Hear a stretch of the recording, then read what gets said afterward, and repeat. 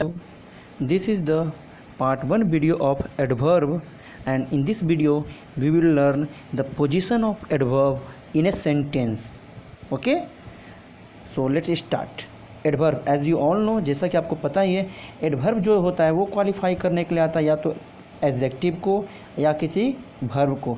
मगर किसी सेंटेंस में आप एडवर्ब को कहाँ पर प्लेस करेंगे उससे कुछ बेसिक्स रूल्स होते हैं। ठीक है, तो पहला रूल याद रखिए, रूल नंबर 1 कि जब भी अगर जो बी का फॉर्म है, बी फॉर्म कौन कौन होते हैं?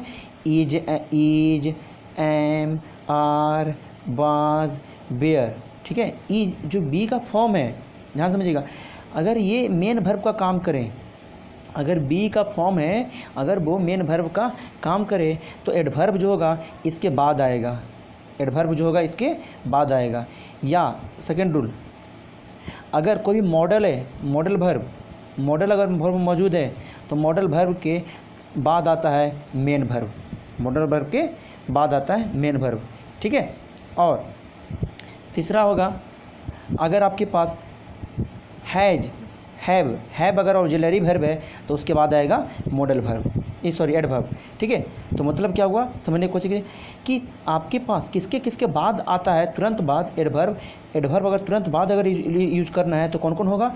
हैव या बी फॉर्म कौन कौन हो गए? Is, am, are, was, where.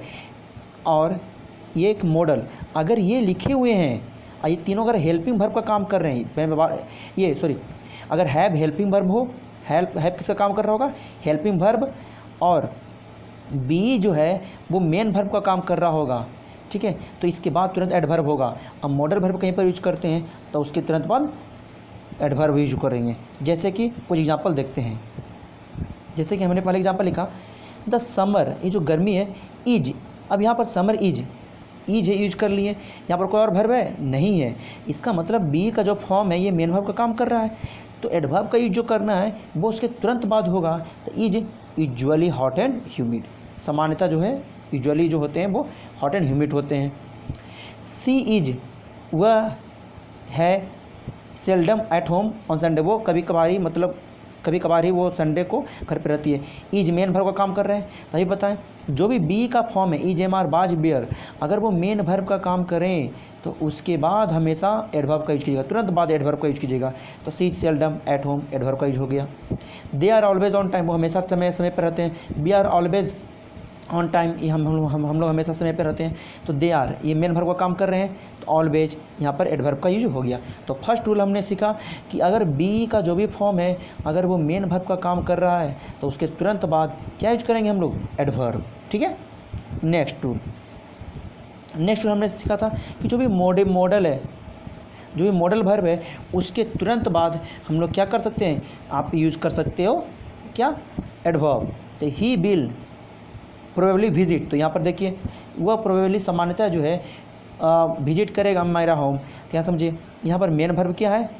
ये है विजिट, लेकिन यहाँ पर बिल हमका उस मॉडल है, तो मॉडल के बाद आप यूज करोगे तो प्रोबेबली यहाँ पर सेंटेंस सही आया।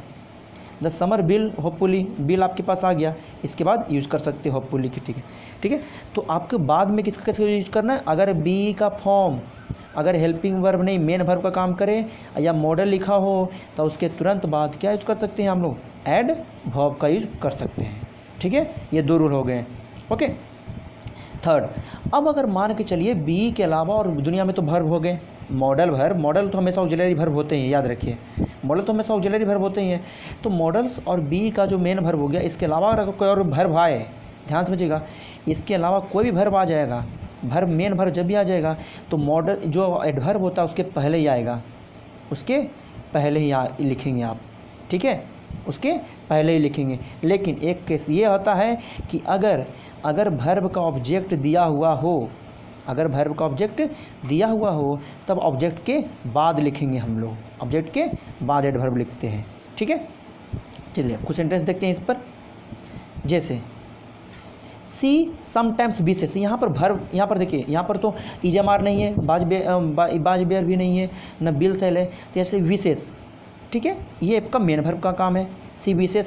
अब यहाँ देखिए मेन वर्ब, अभी बोले कि इज, एम, आर और मॉडल को छोड़कर कोई और मेन वर्ब का काम करे। मॉडल तो आपके पास तो ऑक्सिलरी होता है पहले।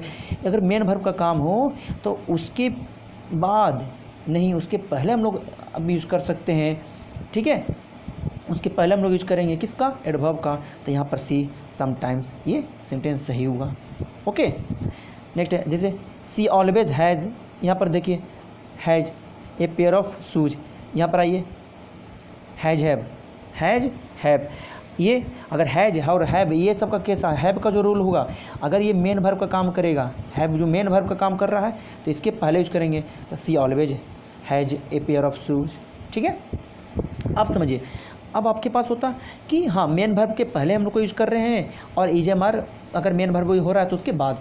लेकिन अगर कहेगा कोई वर्ब आता उसके पहले एक नहीं दो तीन तीन मेन वर्ब हो जाए, एक मेन वर्ब रहे और दो तीन तीन हेल्पिंग वर्ब हो जाए, तब कहाँ पर यूज करेंगे। तो उसका होगा, अगर ऐसा है तो अगर 2 या 3 हेल्पिंग वर्ब हो, helping verb first, helping verb two, अगर ऐसा कुछ भी हो, ठीक है, तो इसका नियम जो होता है वो हमेशा ये होता है कि पहले हेल्पिंग वर्ब के बाद आप यूज कीजिएगा, पहले हेल्पिंग वर्ब के बाद यूज कीजिएगा, ठीक है।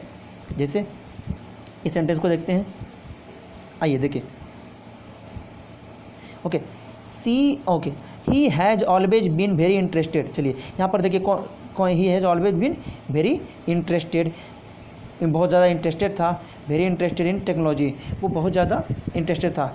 ही has been always been very interested, यहाँ देखिए इंटरेस्टेड आ गया, ओके इंटरेस्टेड मेन वर्ब आ गया, मेन वर्ब। इसके पहले कौन कौन है आपके पास, एक हैज़ है ऑक्सिलरी वर्ब और एक है बीन ऑक्सिलरी वर्ब।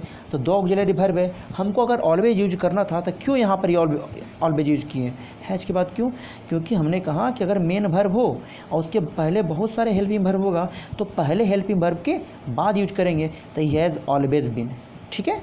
हम लोग यूज करते हैं ना I have already completed my work, एक सेंटेंस और लिखता हूँ मैं, जैसे I have already completed my work, ऐसा मैं लिखता हूँ, यहाँ समझिएगा। तो ये कंप्लीटेड है जो है यहाँ पर, तो कंप्लीटेड अगर हमने लिखा ये तो मेन वर्ब है, ठीक है। तो मेन वर्ब है तो इसके पहले अगर ऑक्सिलरी है तो हम लोग को एडवर्ब कहाँ यूज करना है, तो इसके पहले। तो अगर यहाँ पर तो एक ही ऑक्सिलरी वर्ब आया, सॉरी, तो ऐसे लिखते हैं आई हैव ऑलरेडी बीन, अगर यूज करते हैं यहाँ पर बीन, ओके ठीक है, बीन यूज करते हैं। तो यहाँ पर हेल्पिंग वर्ब 2 हो जाता है, एक बीन होता है एक हैव। तो कहाँ पर यूज करेंगे, तो पहले जो लिखे हैं ना आप ऑक्सिलरी वर्ब, उसके बाद तो हैव के बाद ऑलरेडी हम यूज करते हैं, ठीक है। नेक्स्ट देखते हैं, the government has occasionally been forced, ठीक है, फोर्स्ड। चलिए मेन वर्ब आ गया, फोर्स्ड मेन कहाँ गया, फोर्स्ड मेन वर्ब आया, मेन वर्ब के बाद को कितना हेल्पिंग वर्ब है, बीन है और हैज भी है, ठीक है। तो हम लोग एडवर्ब कहाँ यूज करेंगे, पहले वाले के बाद, तो हैज के बाद हमने यूज कर दिया, ठीक है। आई होप आपको पूरी अच्छी तरह समझ में आ रहा होगा। नेक्स्ट है यू कैन डेफिनेटली, देखिए चलिए कैन आ गया आपके पास, मॉडल आ गया, मॉडल के तो बाद यूज होता है, मॉडल के बाद हम ऐसा यूज करते हैं। यहाँ पर देखिए कैन है, मॉडल है तो हेल्पिंग वर्ब है, ठीक है। ये तो ये मेन वर्ब हो गया, हेल्पिंग वर्ब मेन वर्ब, तो दोनों के बीच में यूज कर रहे हैं। डेफिनेटली नेवर, दोनों आपका क्या है, एडवर्ब का केस हो रहा है, ठीक है। Be might ever met, be might तो हो गया आपके पास, हेल्पिंग वर्ब हो गया, या मॉडल कर सकते हो, मॉडल तो है ही यहाँ पर, मॉडल हमेशा में हेल्पिंग वर्ब होता है, याद रखिएगा। नीड नॉट और डेयर नॉट को छोड़कर, नीड और डेयर को छोड़कर सारे ये मॉडल क्या होते हैं, हेल्पिंग वर्ब होते हैं। इसलिए हम लोग मॉडल के बाद आपको हमेशा हम लोग बताएंगे कुडंट रहेगा लिखा हुआ तो हैड यूज मत कीजिए, आप हमेशा हैव यूज कीजिए, लेकिन आप गलत कर देते हो हमेशा। तो बी माइट तुम्हें यहाँ पर मॉडल हो गया, अब मेट ये मेन वर्ब हो गया, ये हेल्पिंग वर्ब है, तो इन लोग को बीच में यूज करना होगा। तो यहाँ पर देखिएगा माइट हैव और मेट तीन हो गए, तो किसके हैव के बाद यूज करें या माइट के बाद, तो पहला हेल्पिंग वर्ब क्या है, माइट, तो माइट के बाद हमने यूज किया एवर, ठीक है। आई होप आपको अच्छी तरह समझ में आया होगा। ओके, एक बार रिकप फिर से कर लेते हैं, क्या क्या हमने सीखा। अगर बी का फॉर्म बाज वेयर इज एम आर जो हुए, अगर ये आपके पास मेन वर्ब हो तो इसके बाद आप यहाँ पर तुरंत बाद एडवर्ब का यूज कीजिएगा। अगर मॉडल है तो इसके तुरंत आप यहाँ पर एडवर्ब का यूज कीजिएगा। अगर हैव और हैज, अगर ये मेन वर्ब का काम कर रहे हैं, हैव का जो रूप है हैव, हैज और हैड तीन होते हैं इसके, अगर मेन वर्ब है तो इसके पहले यूज कीजिएगा, ये मेन वर्ब रहेगा तो इसको पहले, ठीक है। चौथा रूल हमने सीखा कि फोर्थ रूल कि अगर हमारे पास एक मेन वर्ब है और बहुत सारे हेल्पिंग वर्ब है तो पहला हेल्पिंग वर्ब के बाद यूज करेंगे एडवर्ब, कोई दिक्कत, ठीक है।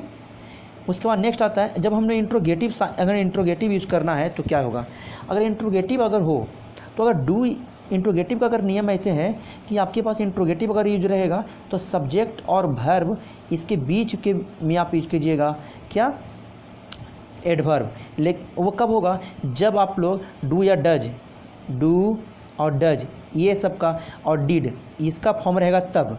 लेकिन इसके अलावा और बाकी सब जो है is, am, are, has, have ये सब जो है is, am, are, has, have, had ये सब को अगर बनाना हो तो इसको कहीं भी यूज़ कर सकते हो। जैसे देखिए डू यू, डू से यूज़ कर रहे हो आप लोग, ठीक है, तो इसके डू अगर डू, डिड और डज इसका यूज़ कर रहे हैं तो क्या बोले हैं, सब्जेक्ट और वर्ब के बीच में, तो सब्जेक्ट क्या है यू और थिंक यहाँ पर है, दोनों के बीच में वर्ब यूज कर दिए, एडवर्ब आया। बट अगर इसके अलावा छोड़कर इज, एम, आर, बाज, बेयर, ठीक है, इज, एम, आर, बाज, बेयर, हैज, हैव अगर ये सब का इंट्रोगेटिव का यूज करना है तो इज़ द वर्क, इस यहाँ पर तो सही हो रहा है, देखिए कहीं कहीं पर देखिए द वर्क हो गया सब्जेक्ट और वर्ब हो गया, इसके बीच में कर वैल्यू, यहाँ पे ये भी सेंटेंस सही है, या ऐसा भी सही है is the work done carefully. But ज़्यादा केस में आपके पास ये 100% सही होता ही है, ठीक है। तो ऐसे याद रखिएगा, अगर आपके पास इंट्रोगेटिव हो WH फैमिली को छोड़कर अगर इंट्रोगेटिव बनाना हो तो सब्जेक्ट और वर्ब के बीच में इसको है हम लोग यूज करते हैं, ठीक है। इस पर बेच कुछ हम लोग अब एक्सरसाइज कर लेते हैं, ओके। जैसे देखिए आई हैव अंडरस्टूड हर, हमको यूज करना है नेवर, तो नेवर का यूज हम लोग कहाँ कर सकते हैं, कहाँ पर यूज करेंगे नेवर को, अब समझेंगे। हैव है, हैव और अंडरस्टूड यहाँ पर दो है, ये अंडरस्टूड क्या हो गया मेन वर्ब और ये क्या हो गया हेल्पिंग वर्ब, तो दोनों के बीच में यूज करेंगे हम लोग, है ना। तो क्या होगा आई हैव नेवर, तो यहाँ पर यूज होगा नेवर यहाँ पर। नेक्स्ट है my friend forgot my birthday, मेरा जो फ्रेंड है वो भूल गया मेरा बर्थडे। अब यहाँ पर क्या यूज करोगे, यहाँ पर तो एक ही मेन वर्ब है, सिर्फ है मेन वर्ब है, तो मेन वर्ब के बाद क्या करोगे, या तो पहले यूज कर सकते हो या तो बाद में यूज कर सकते हो। तो my friend completely forgot my birthday, या तो ऐसे यूज करो, या तो दूसरा रूल क्या बोले कि अगर हमारे पास मेन वर्ब हो और उसका ऑब्जेक्ट रहे, फॉरगॉट है मेरा फ्रेंड भूल गया, क्या भूल गया माई बर्थडे, ऑब्जेक्ट है ना, इसके बाद यूज कीजिएगा, तो my friend forgot my birthday completely, ठीक है। नेक्स्ट है ही गॉट ड्रेस्ड, उसको मिला, क्या मिला dressed, oh sorry he got dressed, वो तैयार हो गई, वो तैयार हो गई, चलिए ही गॉट ड्रेस्ड, तो अब तैयार हुई, कैसे तैयार हो गई, तो वो कि कैसे तैयार हो गई, क्विकली तैयार हो गई। इसमें ये क्या है कि मिक्सअप हो गया, मिक्सअप है ये, ओके ठीक है। तो नेक्स्ट वीडियो में हम लोग इस पर डिस्कस करेंगे कि और बाकी सब रूल क्या हैं, अभी जो बेसिक रूल्स हुए और अगर आपके नेक्स्ट वीडियो में और हम डिस्कस करेंगे कि और क्या 3-4 रूल और होते हैं, उसके बाद हम लोग इसको डिस्कस करेंगे, ठीक है, तब ज़्यादा समझ में आएगा। Thank you.